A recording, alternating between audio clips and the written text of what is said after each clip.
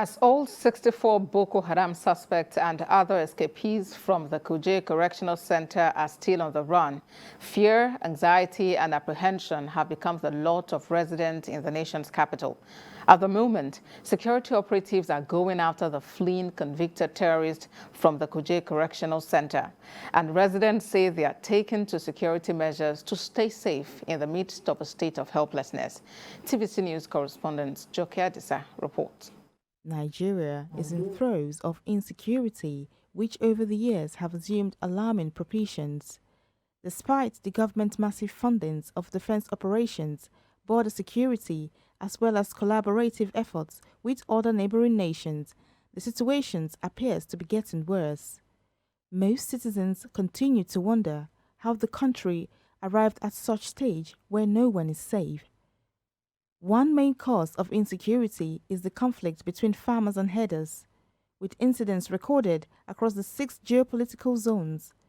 In 2020, the Global Terrorism Index rated Nigeria the 3rd worst country with insecurity. These civil society organizations have come together. The roll call by the authorities at the Kuje Correctional Centre has ended after Tuesday night attack on the facility. At the end of the exercise, about 300 fugitives are on the loose. Out of the figure, the authorities confirmed 69 are terrorists. We are not secured here in Abuja because what happened is a very terrible incident. Residents of Abuja have become apprehensive since the official release of that figure. Shattered remains of damaged vehicles and the building now give those living around the area memories of a night of terror and sleepless nights. On the streets of Abuja, the fear is palpable as residents go about their daily activities. We feel like we are not safe, seriously, because the kind of people that remain in that prison, they have so many different types of criminal. We are even hearing about some Boko haram kidnappers. They are all there. To do everything to make sure that people in this city, in Nigeria at large, is secured. Not only in Abuja here, in the southeast, in the southwest, in the northeast, also all parts of the country, it's not safe for anyone.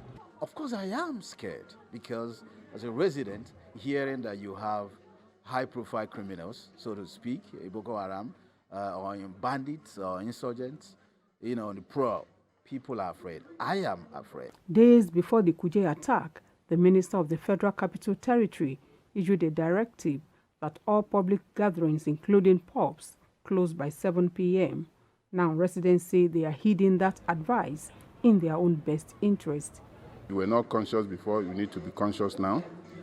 And wherever we are, I do know that there is nowhere is safe, but there's also the need for one to avoid late nights. Now is the time for security agencies, the police leading, army and all of them that you have. It's time for them to step up their game. If this can happen within the Federal Capital Territory, then we may be in for much more than we think.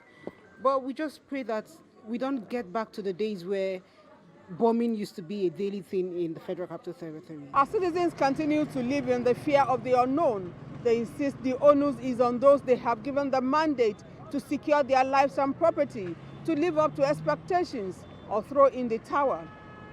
Jokia Disa, TVC News, Abuja.